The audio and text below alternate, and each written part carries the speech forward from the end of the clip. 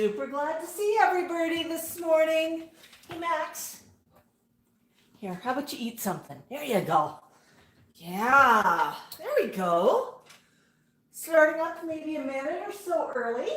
We are prepped, we are ready to go, and Max certainly noticed that I had some sticky pasta waiting for him. That's a bit of a joke, what we call spaghetti or lasagna. It's pasta that looks like a stick. So that's what he's currently munching. What do you think, buddy? That fun? So really glad to see everybody joining us this morning.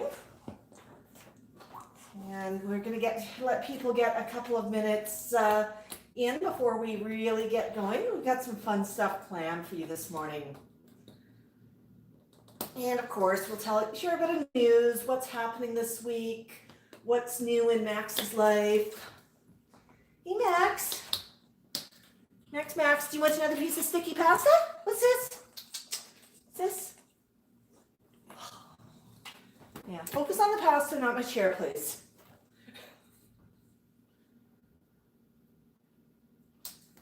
So definitely he is having a good morning. I see we've already got 8 people joining us right on time. Good morning, Mighty XT. Hi, Christine. Rhonda's here. Hello. Sunny. Oh, so great to see everybody joining us. So, as you probably heard, we've got the dreaded snow. Actually, around here, we pronounce it as no. And that's what Max thinks about it. 2 weeks ago, we were streaming on the patio in shirt sleeves. Today, we are outside shoveling the snow. We actually have a bit of a snow warning. We could get up to 20 centimeters today. So it is kind of chilly, it is kind of cold. Definitely not patio weather. But what I thought might be kind of fun, Max, would you like to experiment with a little bit of snow? I've got something fun for you. What's this? What's this? Oh, it's a big container of snow. Well, I really don't blame you for saying you're not super interested in that. I just scooped it off our patio. What is it? You really don't want anything to do with the snow, do you? But we pop it there for a minute and see what happens. Oh, exactly, Max. It is that horrible white stuff that keeps you off your patio in this weather.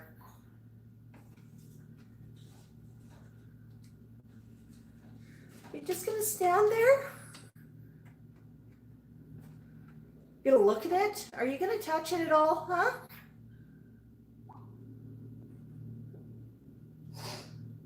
That did not work. There we go.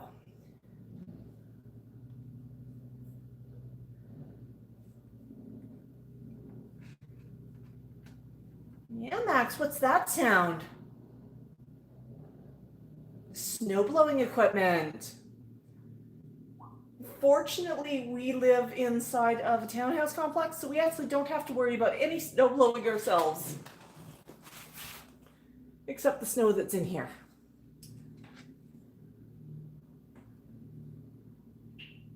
You want any, honey? No?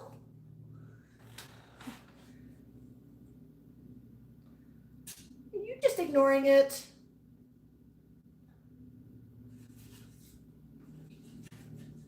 Quite honestly, I cannot blame you for wanting to ignore the snow. I want to ignore it too.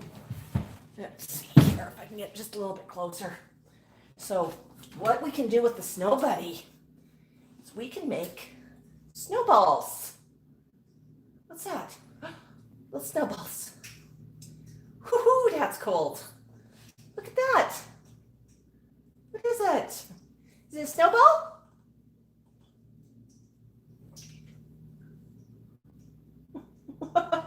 You're just thinking you're out of here, huh? Yeah, this is actually perfect snow for making snowballs and snowmen and anything like that. It's a little bit moist, it's quite granular, sticks together super well. It's cold. What's going on, bud? You want some snow? You want some snow? Oh, forget it. Forget it. I don't want any snow. Snow's the enemy.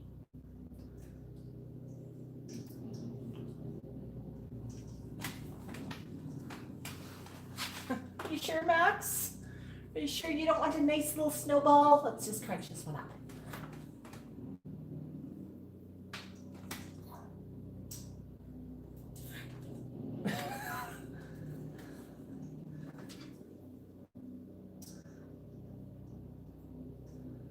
You know, Max, I think we all say the same thing about the snow. You done with it? Do you think you might want to look at it some more? That's why we're not outside on the patio. I know you gave me the same look when I opened the front door to go get the snow. It was pretty cold, wasn't it? Yeah, it was pretty cold outside. Okay, buddy. Are you sure you don't want any snow? Okay. Okay, if you're sure, I will go and get rid of the horrible snow. Poor guy. There we go. Just gonna dump it down the sink. Get the container quick next.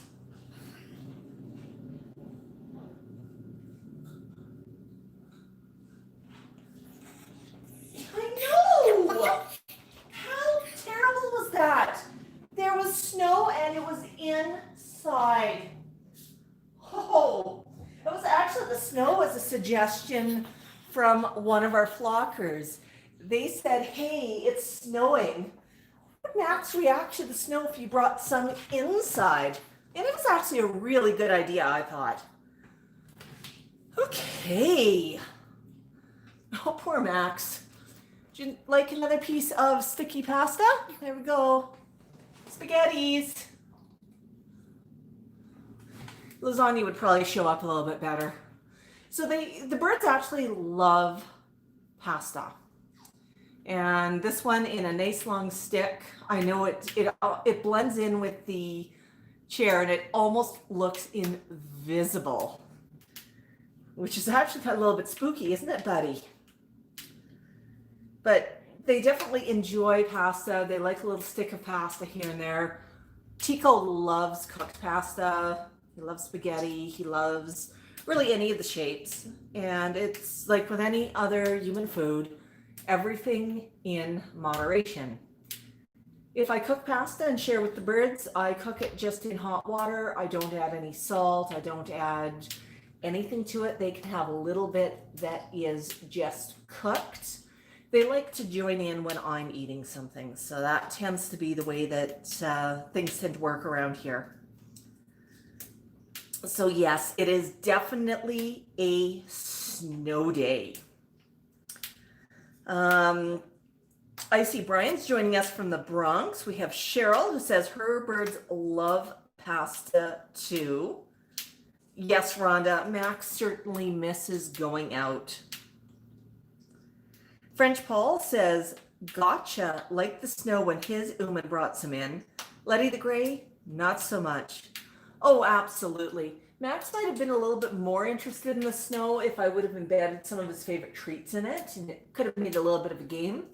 But as it was cold, it was white, and he really did not see any interest in it.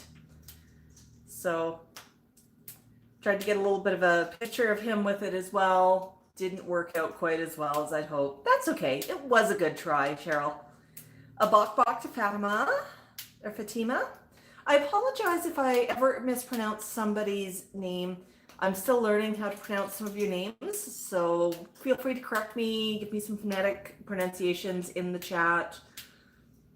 I do my best.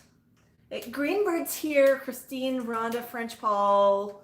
Christopher says it rains a lot in Sheldon. It usually snows in February. Well, we're in Calgary, Alberta, and we get our first snow sometimes a little bit in August, more in September, more in October. Although this October has been, it started off super nice and then it really got cold pretty quickly. Can't make up its mind. Not unusual to have a lot of snow when we are out trick-or-treating. I remember as a kid growing up, there were quite a few times where the costume had to fit over top of the snowsuit, or there was a whiteout blizzard on Halloween. So it does get a little bit chilly. Cheryl says, we have to do our stairs, but luckily we live in Vancouver, so we don't get much. Cheryl, actually, I do tend to take care of my own little patio area, which is just a couple of steps and a little push. In the winter, I've got a couple of shovels. I keep one in the garage for the back entrance in case they've not shoveled it yet, and one in the front. I put my older one out front and I leave it sitting there, and sometimes my neighbors will come looking and they know they're welcome to borrow it as long as it just returns. The patio is pretty small. It's a townhouse complex. And one year we actually had a major problem with snow removal. I had been on the board, and the year that I stepped down off the board to allow some fresh blood on the board, we signed onto a brand new snow removal contract. And this one, I'm actually not going to blame the board, I'm going to blame the management company. And we've actually since, as a condo, we have changed management companies. So the management company had done a RFP, so a request for proposal, from a number of snow clearing companies. They knew what our requirements were, and they brought it in. They recommended it, board signed it, it was a reasonable amount of money, and I think money actually was a bit of the deciding factor, but nobody on board and nobody at the management company took a close enough look at the contract. So there were a couple of problems. Number one, the contract mentioned the roads, it mentioned the sidewalks, it did not mention the pads in front of the garages. And the pads, it's not even big enough to park a car on, but with slopes here, if you end up with snow on those pads, especially in my unit, you'll end up with it icing over, turning into an ice block, and eventually an ice dam, and burying your garage in water. I actually at one point had knee-deep water in my garage. A personal lake, I was not impressed. The other problem with the contract was that the contract was signed and the contract did not actually have expectations written out in it properly. All it said is that the snow would be removed after it fell. Didn't say if it would be removed 2 hours, or actually it would be removed after it stopped falling. 2 hours after it stopped falling? 2 months after it stopped falling? It certainly seemed as if they had gone with the 2-month option, after which it had all melted. So we really had problems with snow removal, and digging out the garage pads was something I had to do, and I had a whole bunch of neighbors looking, going, "You've got a shovel? Oh my gosh, can I borrow that?" I got buried in. Somebody drove past with a snowplow, put a big ridge in front of my garage. Now I can't get out. So I just took to leaving a shovel beside my front door, and I said, because the garage was going to just get stolen there, I figured. I said, "Look, I'm going to leave this one beside the front door. You need it? Borrow it? Return it." And that winter was fantastic. I had 4 or 5 neighbors who did not want to buy their own shovel, use mine regularly, and mysteriously my front steps and sometimes even my back garage pad got shoveled for me. All that just for putting a shovel where it was accessible to the neighbors. It's one of the things when you live in a condo complex, you come up with creative solutions.